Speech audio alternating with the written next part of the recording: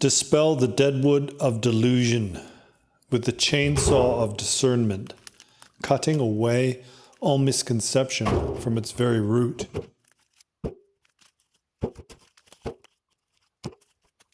Garner meditative experience, just as you would gather firewood, collecting one log at a time before winter comes. Penetrate the depths of primordial wisdom by inserting a wedge into your experience and hammer down relentlessly on your grasping to the reality of things.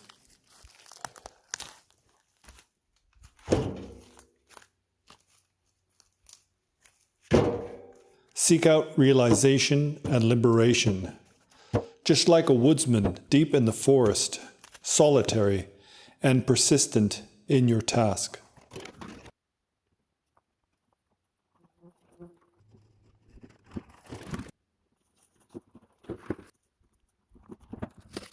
Then when winter comes and the snow has fallen and your labors have come to fruition, then the final instruction is simply rest.